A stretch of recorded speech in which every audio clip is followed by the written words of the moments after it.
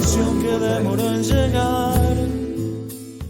Y estamos escuchando la música de Topo Encinar con 1920-1201. La música temática, decíamos, toda esta semana, todos estos días estamos escuchando música seleccionada por Nancy Alboaires, por nuestra compañera en la musicalización, justamente para también ilustrar lo que han sido estas jornadas. Pero vamos a hablar de otro tema.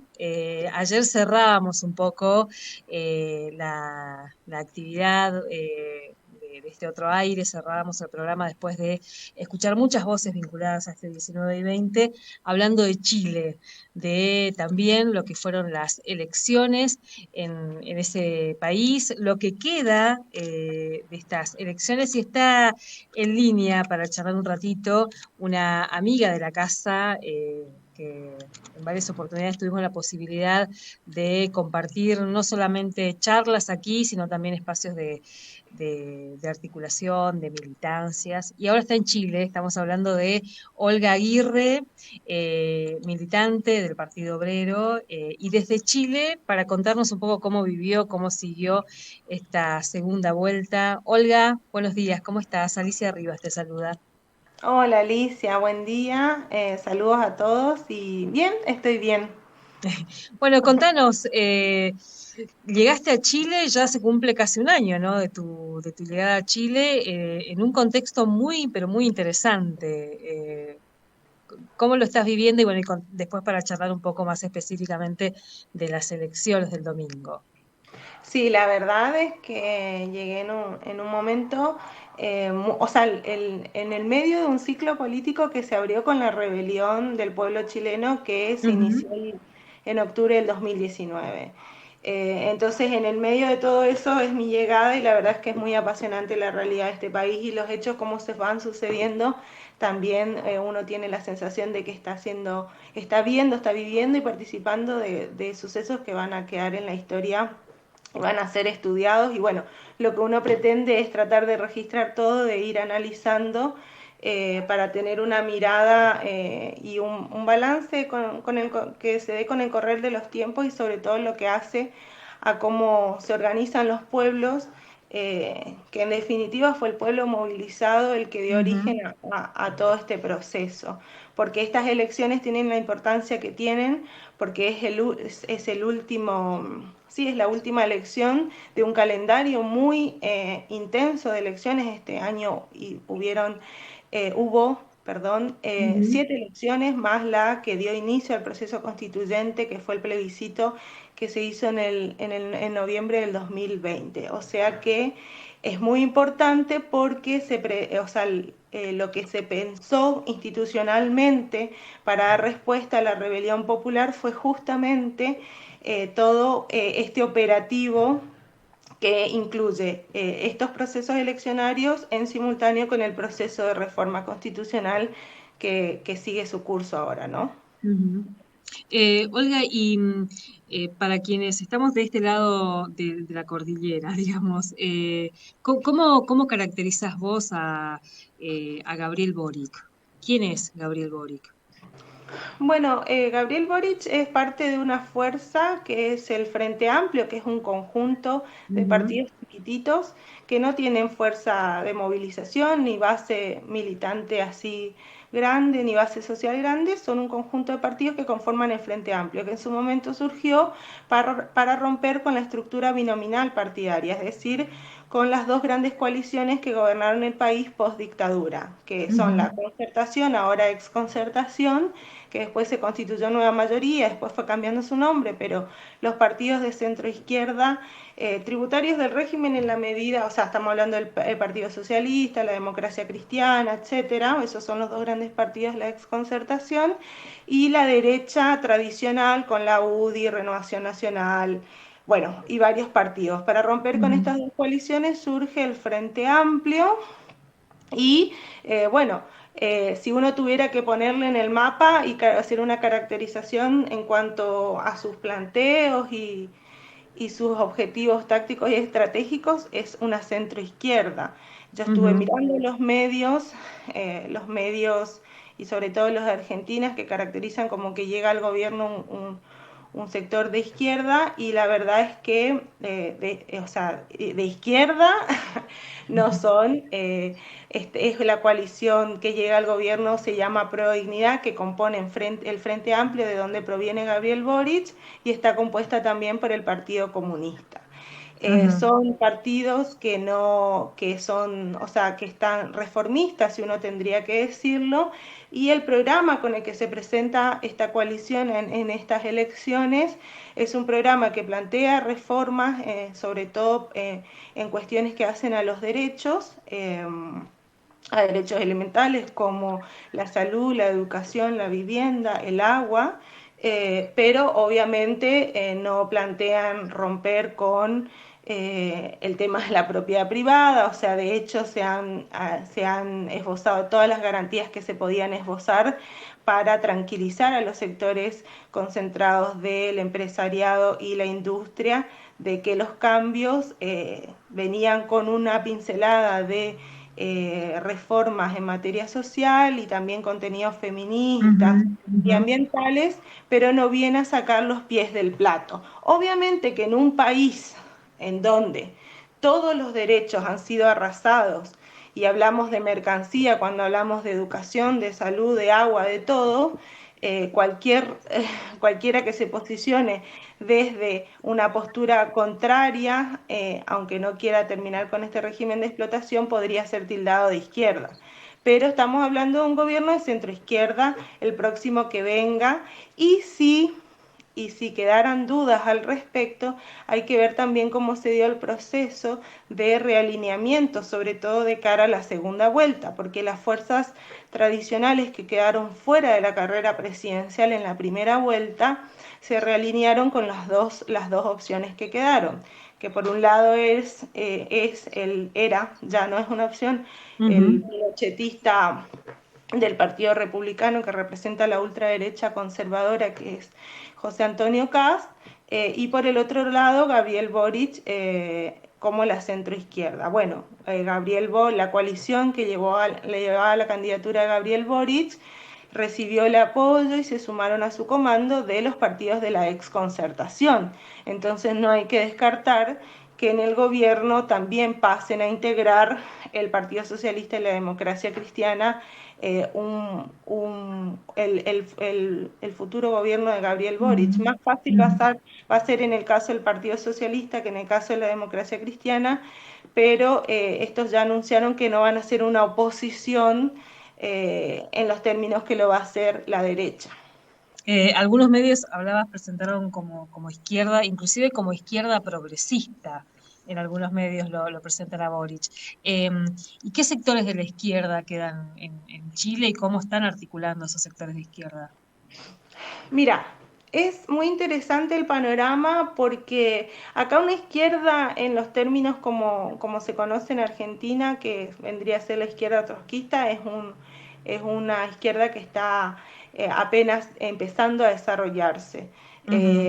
Fuera de eso hay un montón de organizaciones, de movimientos, de organizaciones territoriales, asamblearias, de estudiantes que están luchando y que van por fuera de la institucionalidad.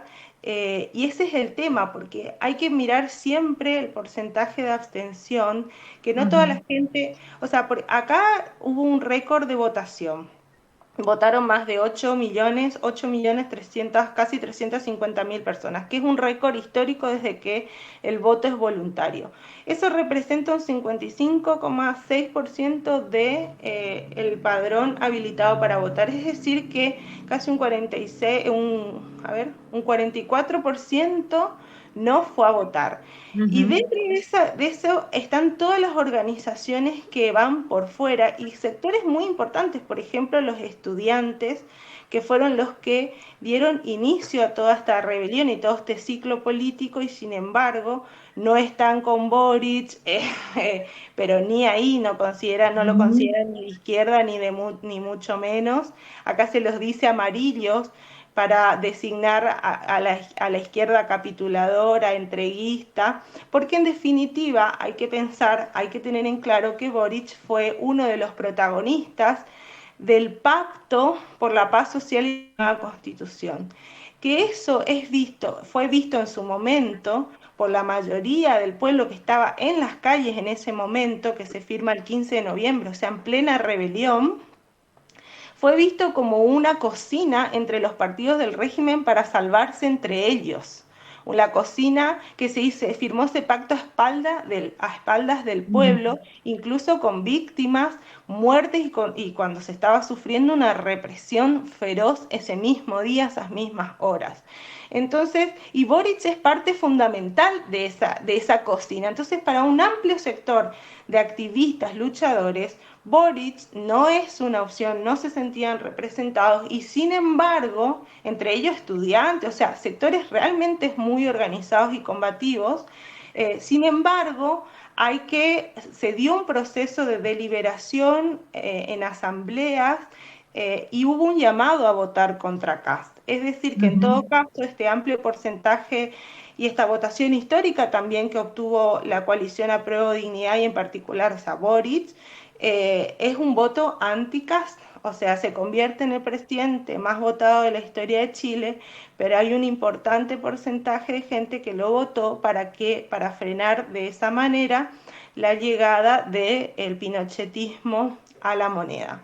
Entonces, eso es más o menos para tener en cuenta, porque para muchos sectores la llegada de Boric al poder, si bien despierta muchas ilusiones, eso no se puede negar, pero la mecha es corta. La mecha que tiene Boric es corta, la presión es muy grande, porque todas las demandas que motorizaron la rebelión, a ninguna se le ha dado respuesta y viene muy atado de manos por sus propias ataduras, porque estos esfuerzos en darles garantías a los sectores empresariales, en vez de garantizar márgenes de gobernabilidad, funcionan al revés, porque esta gente nunca, sabemos, estos sectores nunca les alcanza, le están pidiendo más y más garantías. Al día siguiente de la elección, la bolsa de comercio tuvo una caída importantísima del 7,5%, se disparó el dólar, o sea,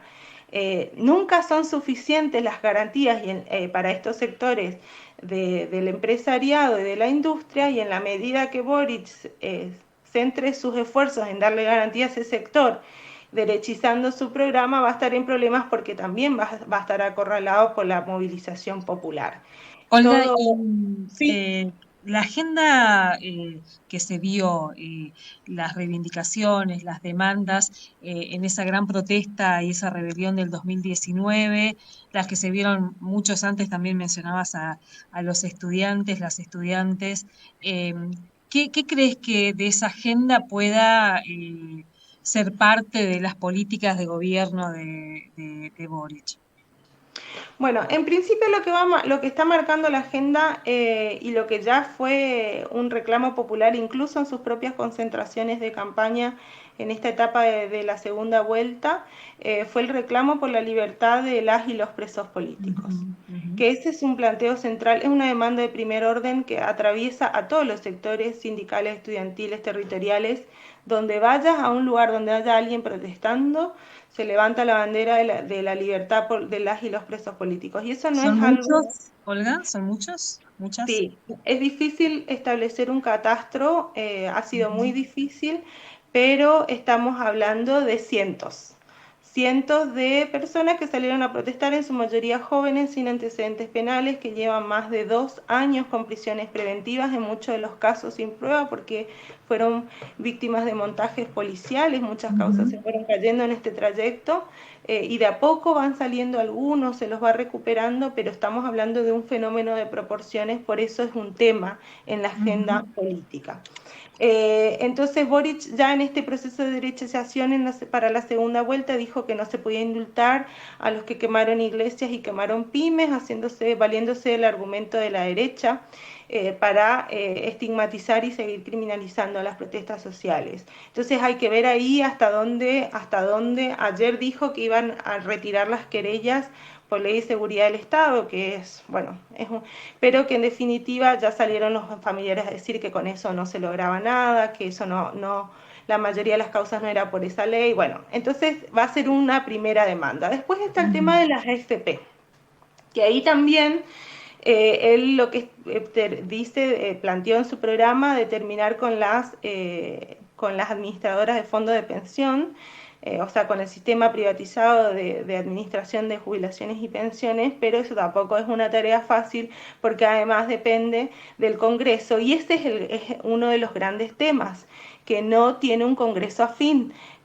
Va a tener que gobernar con un Congreso en donde la exconcertación y sobre todo la derecha tienen un peso importante y quedan relegadas a ese sector y lo van a hacer valer.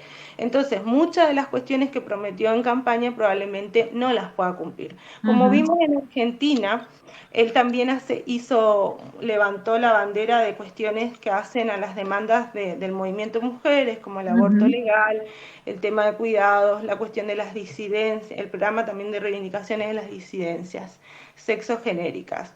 Hace poco se aprobó acá el matrimonio igualitario, pero quedan la mayoría de las reivindicaciones pendientes.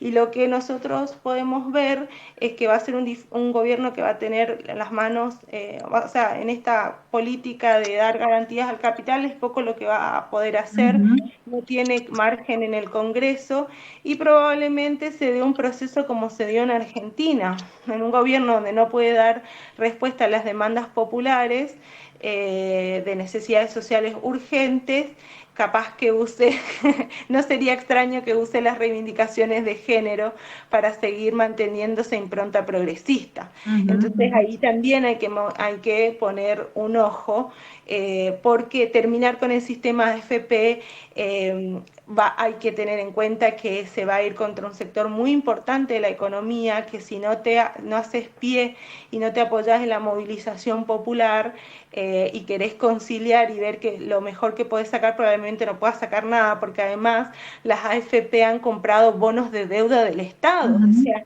en alguna medida terminar con todo, o sea, tiene casi la mayoría de los bonos de deuda del Estado, entonces terminar con ese negociado y esa estafa no es fácil, hay que tener mucha voluntad política, pero sin embargo, si se diera una política de cara a la población, es una de las demandas más sentidas y que viene antes de la rebelión, viene suscitando enormes movilizaciones, si uno tuviera que poner un año, desde el 2016 en adelante. Entonces, eso. Después la cuestión del agua es muy importante, el acceso a la vivienda cada vez es más difícil acceder a la vivienda, creo que eso también es un fenómeno mundial, el acceso a la salud y a la educación. Estudiar acá no se puede. Hubo en el segundo gobierno de Bachelet alguna posibilidad de acceso a la gratuidad en términos de focalizado, es decir, que tenés que ver si calificás para la beca y todo lo dificultoso, que en realidad se convierte un problema para la mayoría porque los parámetros son muy difíciles. Sabemos cómo son esos formularios que... Entonces, en términos generales... Sí, acceder a la educación es muy difícil y a la salud también, y esos son grandes temas planteados en su programa que, bueno, hay que ver si los va a cumplir. Pensaba también en la cuestión mapuche, por utilizar un término que acá se estuvo como estigmatizando fuertemente, también para terminar de estigmatizar a las luchas de las comunidades mapuches en nuestro propio país. ¿Cómo aparece en la agenda del nuevo presidente? Y con la cuestión mapuche, sobre todo el sector de la centroizquierda, hay mucha demagogia, la verdad, y mucho discurso que queda en el plano de lo simbólico. Sin ir más lejos, el Frente Amplio, el que ejerce un dominio político en la convención constituyente, fue el que impulsó la presidencia de Elisa Loncón, y el vicepresidente también es del Frente Amplio, Jaime Baza. Es una cuestión muy importante porque acá tiene un peso distinto al que tiene en Argentina, un peso Ujú, histórico y un peso por la resistencia que ha ejercido el pueblo mapuche en particular, pero son varias naciones. Hay un sector importante también que ya se ha organizado en una resistencia armada, y eso obviamente les sirve, más allá de que uno pueda reconocer la legitimidad y que en términos generales es reconocida la legitimidad del reclamo por la población en su conjunto, eso sirvió también para llevar adelante un proceso de militarización, de estigmatización, de criminalización. Este es un tema difícil porque en los últimos meses, o sea, actualmente hay un estado de excepción en el sur de ujú, Chile, en lo que se conoce como el Gualmapu, que es el territorio reclamado por los las y los mapuches, y en esa votación del estado de excepción, del estado de emergencia, también levantaron la mano sectores del Frente Amplio, sectores progresistas y de la que se dicen de izquierda, le levantaron la mano para aprobarle ese estado de excepción que impuso Piñera y que se va ujú. renovando. Entonces ahí, justamente esto es lo que hay que mirar. Donde más Boric derechizó su programa de cara a la segunda vuelta fue en materia represiva, Ujú, negando la posibilidad de que se pueda indultar en general a los presos políticos, planteando la necesidad de que hay que combatir también el terrorismo y darle seguridad a las familias del sur de Chile, o sea que hay que pensar en qué términos va a producirse una desmilitarización y en definitiva una respuesta, porque aunque saquen los milicos del Gualmapu, va a seguir el conflicto en la medida que el Estado chileno no reconozca el reclamo ancestral que tienen esos pueblos respecto de las tierras, porque ahí están los sectores forestales. Nosotros ujú, conocemos muy bien Arauco, el papel que juega en la provincia. Bueno, esa es una de las grandes empresas forestales que tiene predominio en el sur de Chile y contra los cuales se hacen los reclamos de devolución de las tierras por parte del ujú. pueblo mapuche. Entonces, en esta posibilidad de conciliación va a tener también difícil, porque además si suma su gobierno a los partidos de la exconcertación, va a estar aún más condicionado, más allá del plano simbólico, Ujú. pero eso es un tema muy presente en la gente que tiene, a diferencia de Argentina, tiene un amplio apoyo popular. Hay que pensar siempre que en términos figurativos, que la bandera de la rebelión del 2019 no fue la bandera chilena, fue la bandera mapuche. Entonces, Ujú. esto tiene un peso importante y se tiene que dar respuestas en términos concretos más allá de las reivindicaciones simbólicas. Olga, queremos agradecerte muchísimo este tiempo, bueno, y también un placer escucharte, verte, y bueno, no sé, ¿te quedás el fin de año por ahí? ¿Venís o todavía no hay expectativas de regreso? No, todavía no, porque la ley de migraciones está Ajá. difícil y probablemente si salgo no pueda volver a entrar. Así que vamos a ver si también en eso se oye el reclamo de la comunidad migrante, este nuevo gobierno, de regularizar la situación en la que está la enorme cantidad de migrantes, porque Chile ha sido de los países que más ha recibido justamente las últimas oleadas de Ujú. migraciones de Venezuela y bueno, Haití, etcétera. Entonces, en la medida que no se solucione eso, voy a retrasar mi visita allá a Misiones, pero sí, la idea es ir en algún momento, volver, porque también se extraña mucho. Así que bueno, te agradezco también este espacio, esta conversación y aprovecho para saludar a mi mamá, a mi familia, a mis compañeras. Muchas gracias, Olga. Abrazo enorme a la familia de Olga Aguirre, ahí a Flor, con la que compartimos más de seguido, pero a toda la familia. Así que un abrazo enorme, Olga. Chao, muchas gracias. Chao, Saludos a ustedes gracias, también. Muchas gracias. Olga Aguirre, ahí hablábamos desde Chile, contándonos un poco cómo siguió todo este proceso desde su llegada. A fines del año pasado se va a cumplir, creo que se está cumpliendo un año justamente de la llegada de Olga como militante también de un espacio de izquierda que se está construyendo, como ella lo decía allí, y bajándonos un poco las expectativas, porque acá se presentaba a Boric como la izquierda progresista, bueno, toda una serie de cuestiones, y ella ahí lo encuadra un poquito más con un poco más cercano a la centro izquierda. 10:31 minutos.